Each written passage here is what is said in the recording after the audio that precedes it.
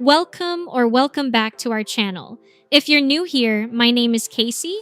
In the last brand spotlight, we talked about Brunello Cucinelli, and somewhere in that conversation, we also touched on The Devil Wears Prada.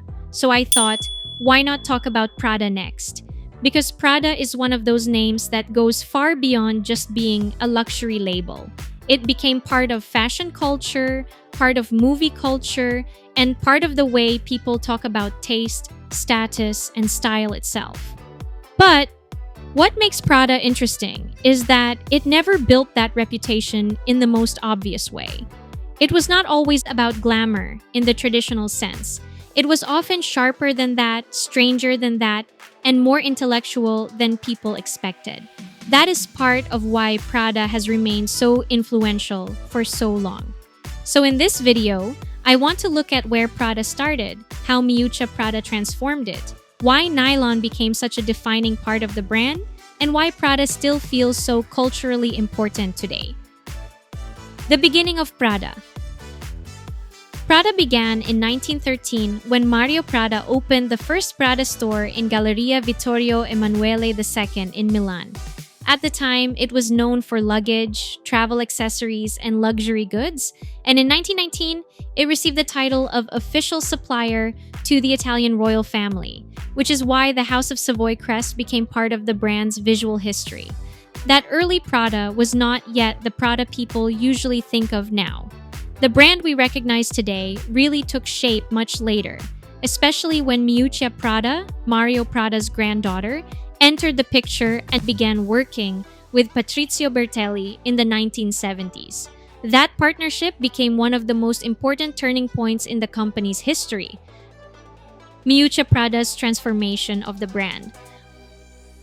What makes Prada such a strong case study is that Miuccia Prada did not simply preserve a family business. She redefined it. Under her direction, Prada became a brand associated with modernity, tension, contradiction, and intelligence.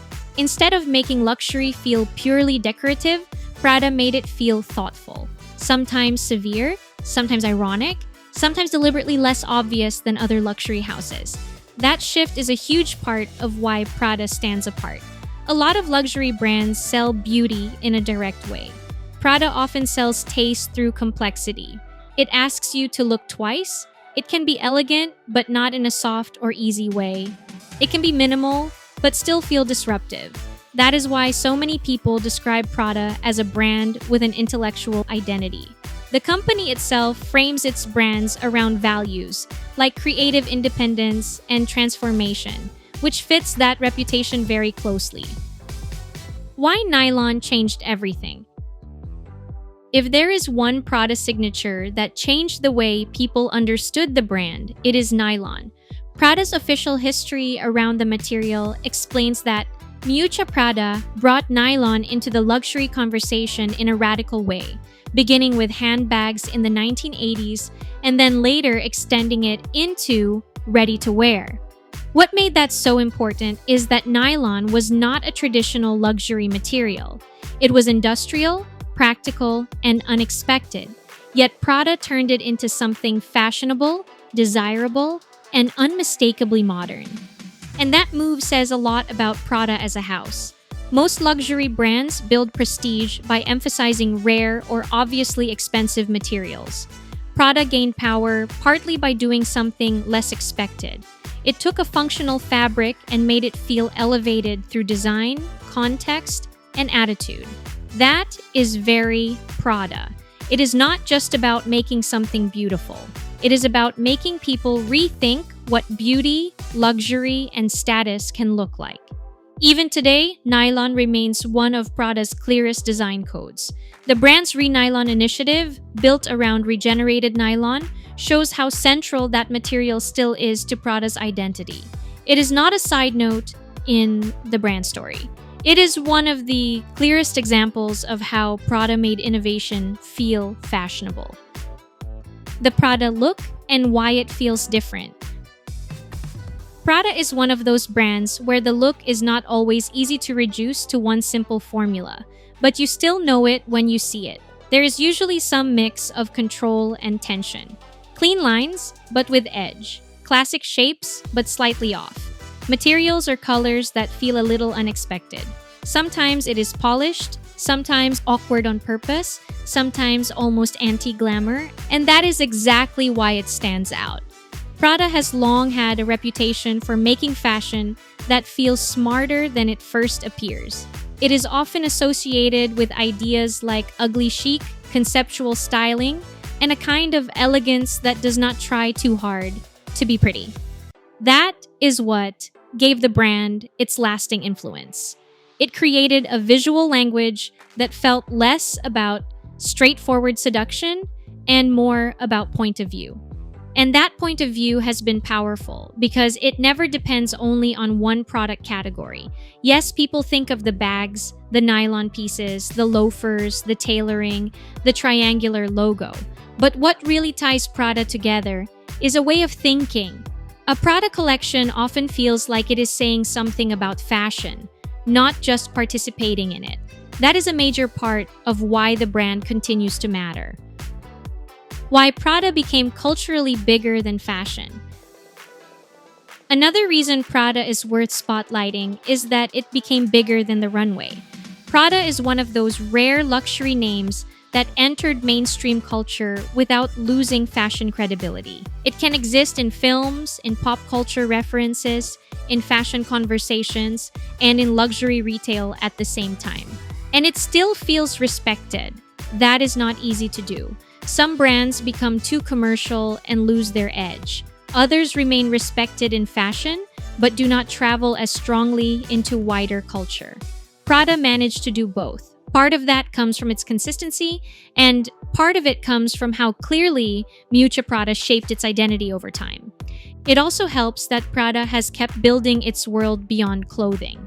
Fondazione Prada, founded by Miuccia Prada and Patrizio Bertelli in 1993, became another extension of the brand's relationship to art, architecture, and contemporary culture. That deeper cultural layer reinforces the idea that Prada is not just selling fashion. It is participating in a larger creative conversation. Why Prada still matters now. Prada still matters because it never stopped feeling relevant to how fashion changes. It has heritage, but it does not feel trapped by heritage. It has iconic codes, but it does not rely on them in a lazy way. It has commercial power, but it still holds on to a clear creative identity.